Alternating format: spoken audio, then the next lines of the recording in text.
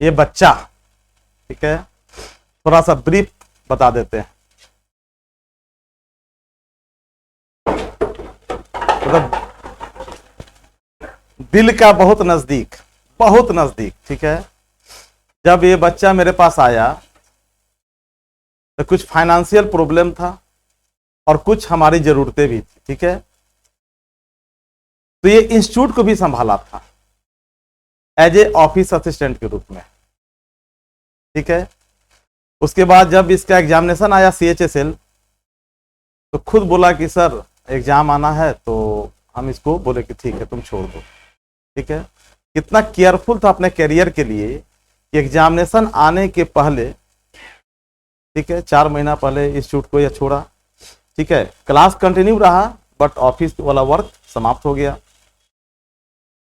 पहला selection CHSL में tax assistant के रूप में, पोस्टल असिस्टेंट के रूप में, ठीक है ना, CHSL के through first examination, first selection. आप अंदाज करिए कि क्लाइमेक्स कैसे रिजल्ट देता है और बच्चे कैसे पढ़ते हैं, ठीक है।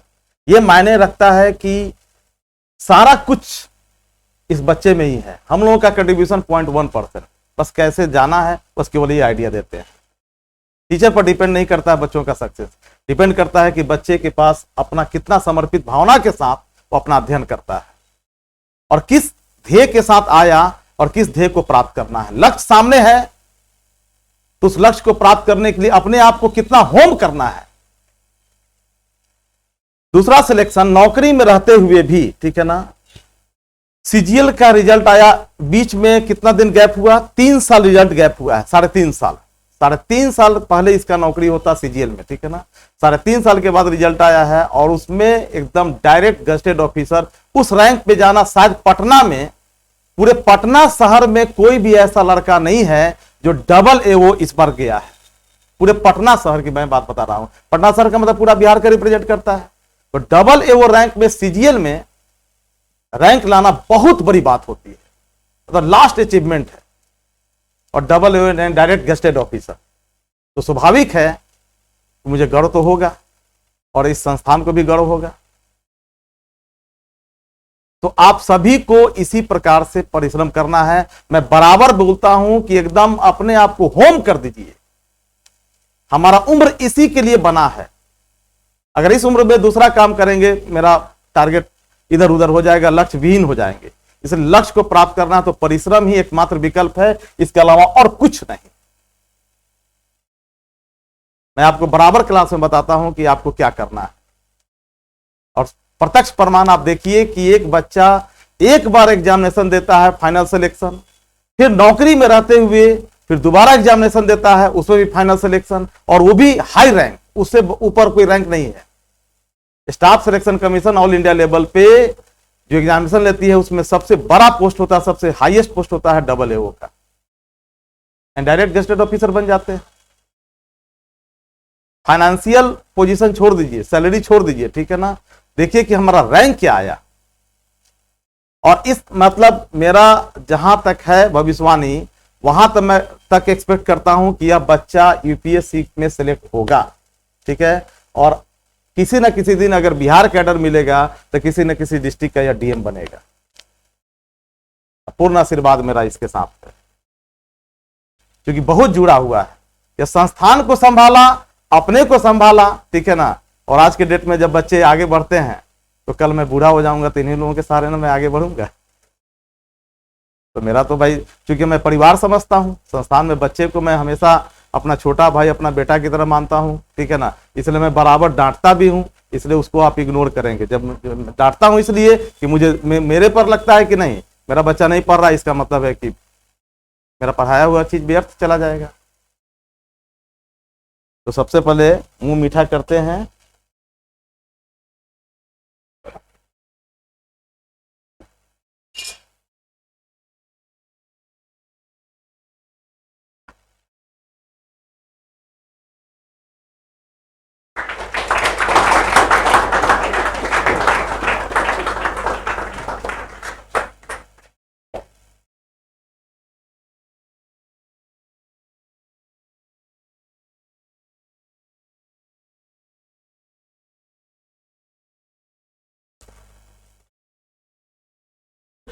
एक छोटा सा सम्मान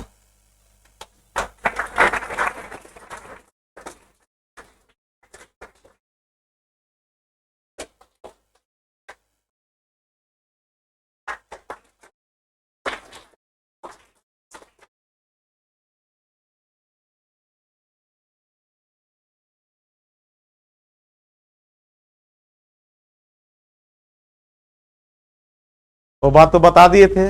सरस्वती पूजा में गाजर कौन लाता था? मुरारी, अपने खेत से अपने हाथ से उखाड़ कर।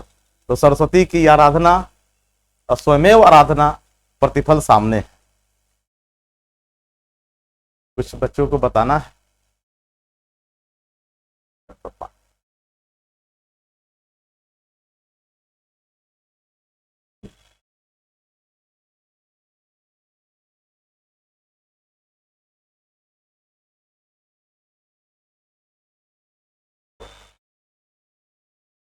सबसे पहले एक चीज और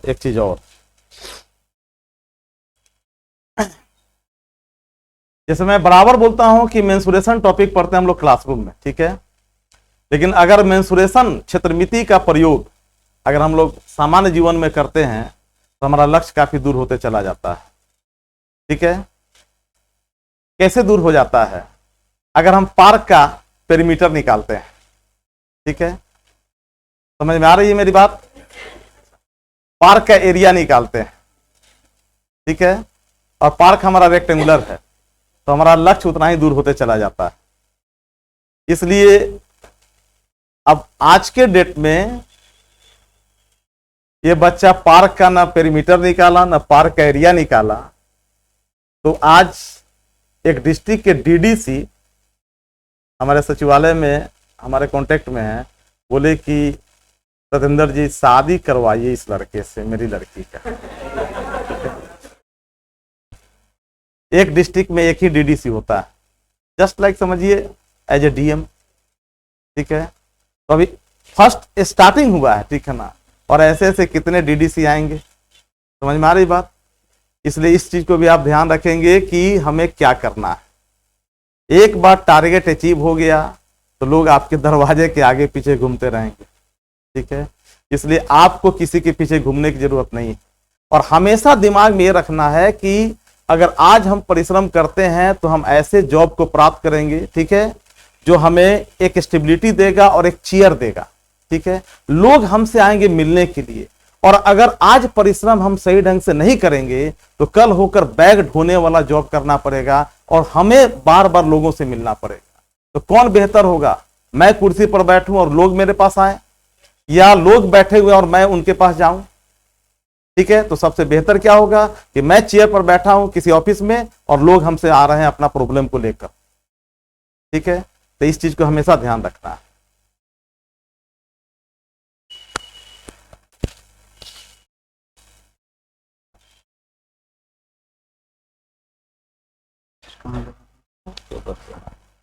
सब बहुत काम कर। हाँ,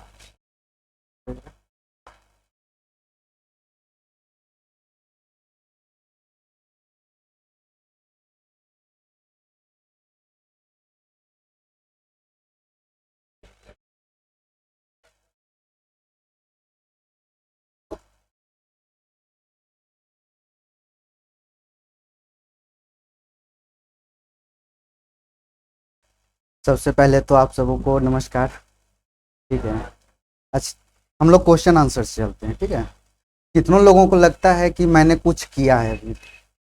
हाथ रेज करें। मैंने अभी तक कुछ अचीव किया है? मैंने कुछ नहीं अचीव किया है। ठीक है, ये निकाल लीजिए कि मैंने कुछ अचीव किया है, क्योंकि वहां से यहाँ तक आने का सफ़र बहुत आसान है। जितना आप लोग सोच रहे हैं उससे ज़्यादा आसान है, मैं बताऊंगा बाद में।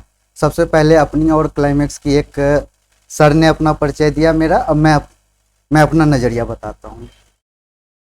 मैं पटना में था और उस समय मेरी ग्रेजुएशन फर्स्ट ईयर थी, जब मैं पहली बार एक एडवर्टीजमेंट देखा ग्रुप डी और टेक्नीशियन के लिए स्पेशल बैच। तो मैं क्लाइमेक्स पहली बार आया था, किस लिए? ग्रुप डी के लिए। और यहीं पे ऑनलाइन और ऑफलाइन की भी क्लासेज कॉन्सेप्ट आता है। यदि उस समय मतलब 2014 में मैं आया था, 20 फरवरी 2014 को मैं पहली बार क्लाइमेक्स में आया था। उस समय अगर मेरे पास ऑनलाइन की अवेलेबिलिटी होती तो शायद मैं यूट्यूब पे सर्च कर लेता क्लासेस फॉर ग्रुप डी और मैं पढ़ने लगता। लेकिन जब मैं यहाँ आया तो सर उधर राइट साइड बैठे हुए थे और सामने एक मैम चेयर पे बैठी थी, मैंने सर को नहीं देख पाया था। फीस थी ग्रुप डी वाले बैच की 4500, मैंने उतने पैसे लेके आए थे, मेरे पास इससे ज़्यादा पैसे नहीं थे। मैम ने बोला कि मास्टर बैच में एडमिशन कर लो। मैंने कहा मैडम मेरे पास उतने पैसे नहीं है कि मैं एडमिशन कर पाऊँ, आप पैसे कम करो और वो भी मैं एक बार में नहीं दे पाऊँगा। पता नहीं उस दिन से सर पहली मुलाकात में ही शायद सर ने उस फी को कम किया और उसी दिन से एक जुड़ाव, जो पहला इम्प्रेशन है, उसी दिन से हमें इतना मतलब क्लाइमेक्स में हो गया कि बाद में तो सर ने बताया कि आई कार्ड चेक करने से आई कार्ड बनाने तक, उस बेंच से इस मंच तक, क्योंकि मैं टेस्ट का डिस्कशन भी करवाता था, तो हर एक काम किया हूँ। इसलिए मेरे लिए पर्सनली कोचिंग नहीं घर है। क्योंकि आप में से बहुत ऐसे लोग हैं जो खुद को नहीं जानते होंगे। जैसे मैं भी आया था ग्रुप डी के लिए, अगर जो वही बताया कि मैं ऑनलाइन रहता तो आज ग्रुप डी में लगा होता और कहीं पे काम कर रहा होता। तो बहुत सारे लोगों को एक मेंटर, एक गाइड की ज़रूरत होती है, पर्सनल मेंटर की, जो आपको तरासे, ठीक है। तो ऑनलाइन में वो चीज़ें नहीं मिलती और शायद इसलिए मेरा मानना है कि ऑनलाइन अभी भी ऑफलाइन वो चीज़ें आपको दे सकती है जो ऑनलाइन कभी नहीं दे सकती है। यदि आपका एम ग्रुप डी का है तो आप ग्रुप डी बन के ऑनलाइन में रहेंगे। हाँ, और जो बंदे कहेंगे कि मैं तो खुद को पहले से जानता हूँ, तो बिलीव कीजिए आप इस एज में अगर आप अपने आप को खुद से जान रहे हो तो आप आईएएस मटेरियल हो। इसीलिए जो मेरा पर्सनल व्यू है, अब हम लोग आते हैं कि क्या पढ़ना है, तो वो तो मैं नहीं बताऊंगा, वो हमारे गुरुजी इसमें बहुत बेहतर हैं, बहुत सालों का एक्सपीरियंस है। तो इस मैटर को मैं टच ही नहीं कर रहा। बस एक चीज कर, वहां से यहाँ तक आने का मैं एक फॉर्मूला बताना चाहता हूँ।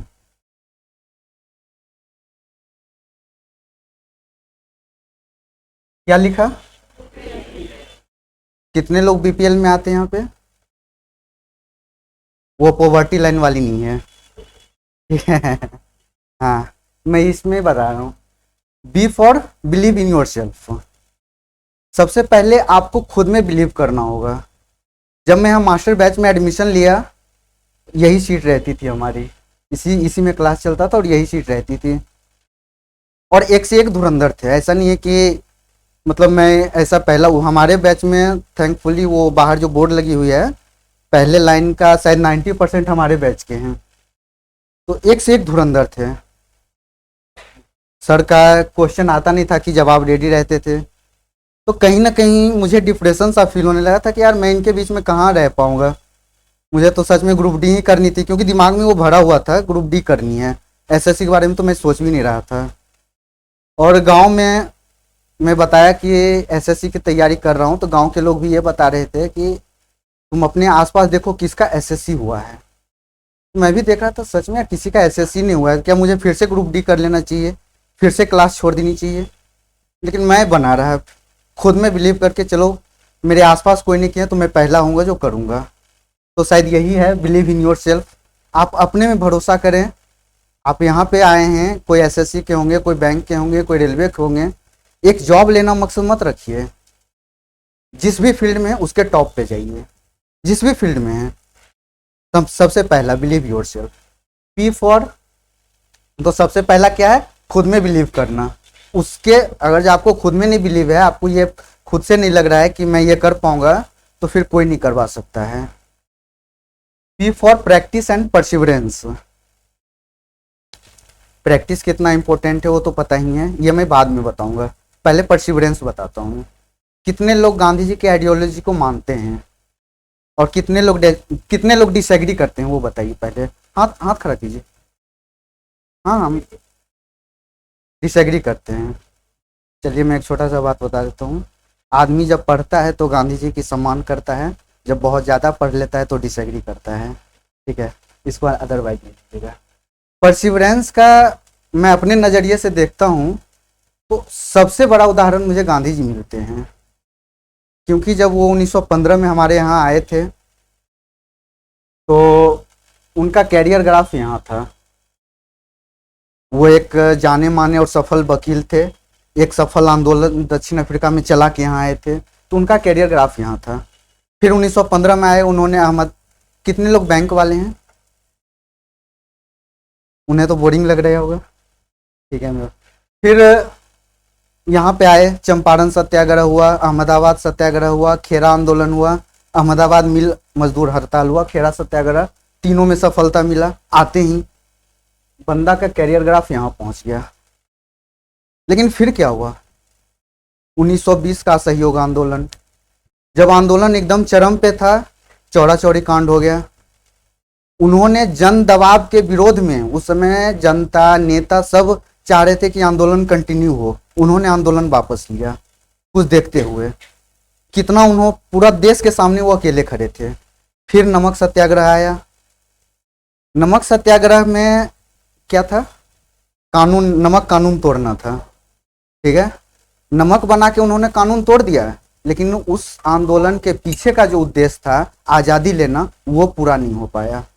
फिर 1939 में क्या हुआ? सुभाष चंद्र बोस से वैचारिक मतभेद हो गया। समझिए, जो बंदा कैरियर ग्राफ में यहाँ था, उसका 2 दशक बाद यहाँ पे आ गया, लेकिन फिर भी वो हार नहीं माने। फिर 1942 में पूरे भारत को संगठित करते हैं, फिर से लड़ते हैं, फिर से उठते हैं, फिर करो या मरो का नारा देते हैं, और फिर धीरे धीरे धीरे धीरे कैरियर ग्राफ अपना आगे बढ़ाते हैं। तो आपको इतिहास में इनसे अच्छा परसिवरेंस वाला व्यक्ति कोई नहीं मिलेगा।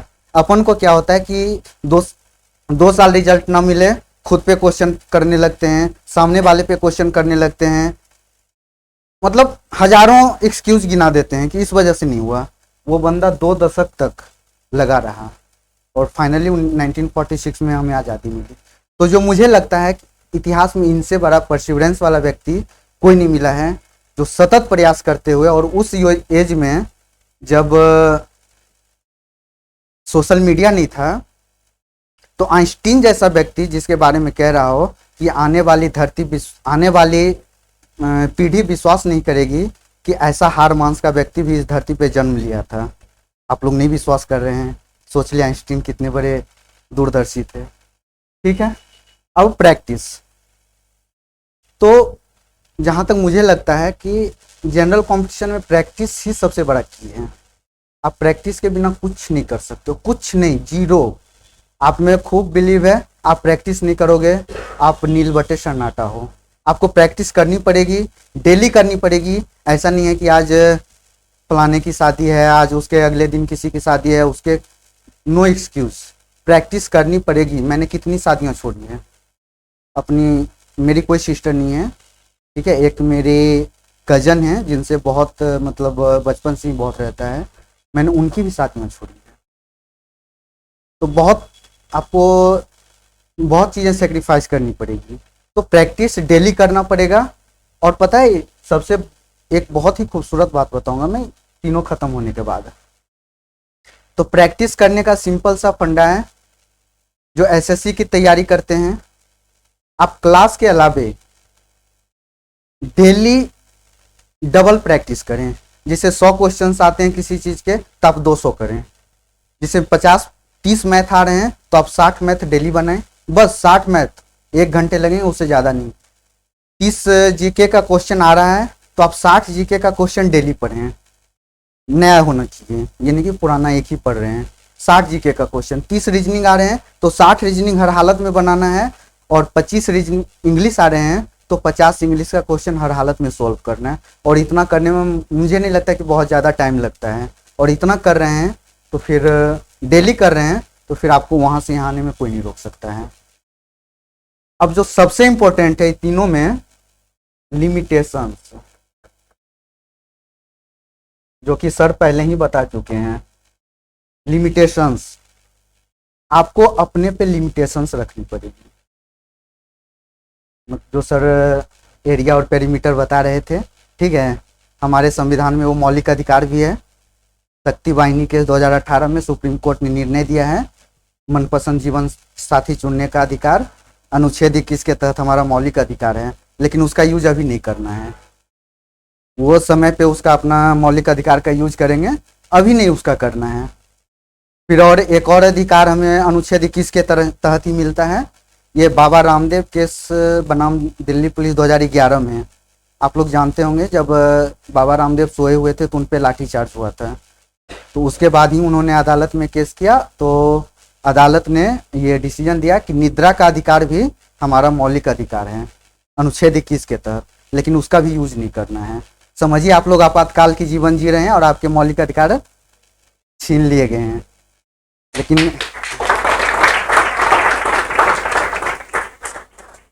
ये समझना है, क्योंकि आपातकाल में भी अनुच्छेद 21 नहीं छीनता है, ये आपको पता ही होगा। आपातकाल में भी आप चैन से सो सकते हैं, मनपसंद जीवन साथी चुन सकते हैं, लेकिन अभी समझिए उससे ज्यादा हार्ड आपातकाल है, वो सारी चीज नहीं करना है।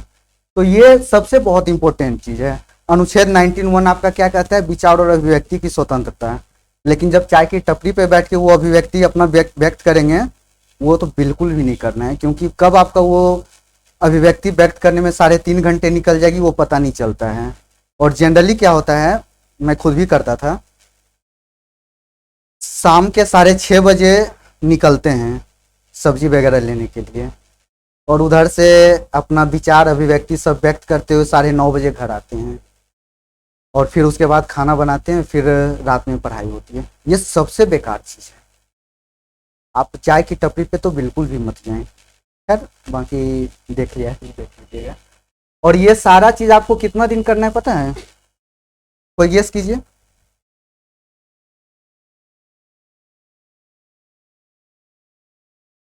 5 से 6 महीने।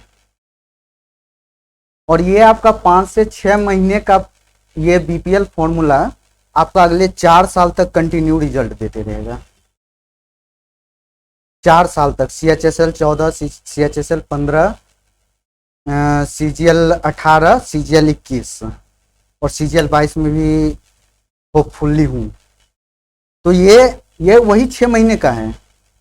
ये मैं ऐसा नहीं है कि अब मैं जॉब कर रहा हूँ, आप समझ सकते हैं मैं 2017 से जॉब में हूँ, पोस्टल असिस्टेंट हूँ, हैवी वर्कलोड वाला जॉब है। 2 घंटे या 2.5 घंटे हमें टाइम मिलती है, तो 2-2.5 घंटे में मैं क्या करता हूँ, ये तो मुझे करने की अब नहीं लगता है, बिलीव इन योर सेल्फ। 2 घंटे में प्रैक्टिस करता हूँ। ये सब करने का तो टाइम ही नहीं मिलता है, क्योंकि एरिया या पेरीमीटर आप रात में जाके नाप नहीं सकते हो, ठीक है, वो दिन की ही चीज़ है। तो यहाँ तो मुझे जाने का बस 2.5 घंटे ये करता हूँ, 2 से 2.5 घंटे, और बस बहुत इजी हो जाता है वहाँ से यहाँ आना। बस 6 महीने, 5 से 6 महीने हैं। और ये 6 महीने आप अपने आप को भूल के, कुछ माता पिता के, कुछ किसी का सपना होगा, किसी को घर बनाना होगा, बहुत सारी चीज़ें होगी, वो सारा पे ध्यान लगा के यहाँ पे प्रैक्टिस। आपको मोटिवेशन के लिए किसी से सुनना, किसी को देखना, वो सब मायने नहीं रखता है। मेरा जो मानना है, मोटिवेशन सिर्फ 2 ही चीज़ों से आती है। एक तो सेल्फ मोटिवेशन, खुद का करने की इच्छा, और दूसरा फादर्स वर्ड, पिता का जो आवाज़ भी आप सुनते हैं ना, उससे रोंगटे खड़े हो जाते हैं। और शायद उससे बड़ा मोटिवेशन और एक, तो यहाँ पे 2-3 चीज़ें बस जो मैंने बताई, एक ये बताई, एक अपने फादर्स मतलब मोटिवेशन के लिए, और एक अपने तराशने वालों के लिए। हमेशा याद रखिएगा, समझे, हमेशा याद रखिएगा, उनके हर एक बात को मानिएगा।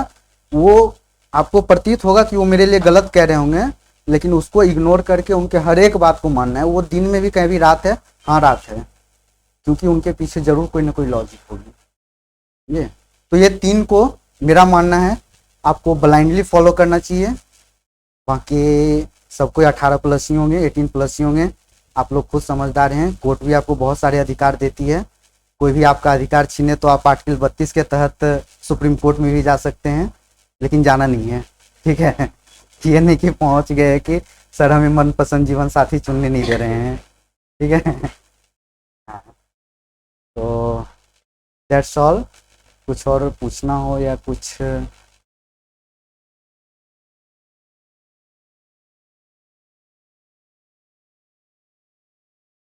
और मैं एक चीज़ और बता दूं, सर भी बहुत व्यस्त रहते हैं, मेरे भी जॉब है, मेरी भी ऑफिस है, सर की तो ऑफिस क्लास ठीक है, फिर भी जब भी कहीं लगता है मैं सर से हमेशा पूछता हूँ। सर खुद हेल्प करते हैं, नहीं तो अपने किसी बहुत प्यारे स्टूडेंट या किन्हीं का नंबर देते हैं, आप उनसे बात करो। मुझे आज भी याद है जब मैंने यूपीएससी के लिए सर से कांटेक्ट किया था, तो सर ने बताया कि सर ने पहले अपना सारा आउटपुट दे दिए, ठीक है, फिर बोले कि तुम्हें और बेहतर चाहिए, तो एक फैयाज भैया का फ़ोटो लगा हुआ है सर, फैयाज भैया का बोले कि आप इनसे बात कर लो, ये बहुत ज़्यादा बेहतर गाइड करेंगे।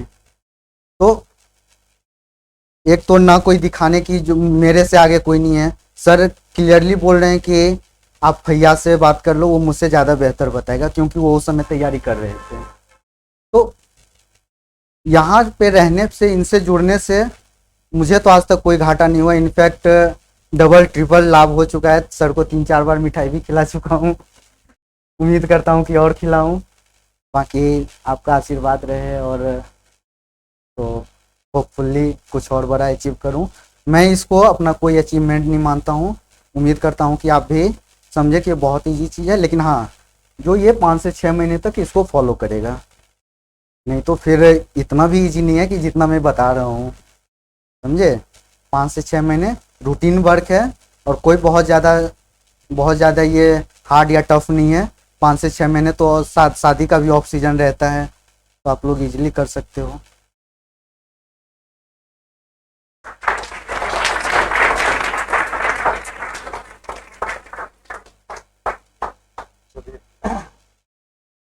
बहुत अच्छा लगा, और आप लोग इंस्पायर्ड हुए होंगे, हैं हैं।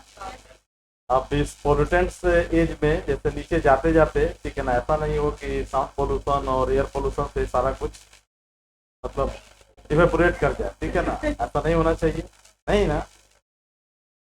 तो आप लोग भी एकदम कंफर्म रहिए, एकदम डू एंड डाई, करो या मरो वाला पोजीशन लाना है।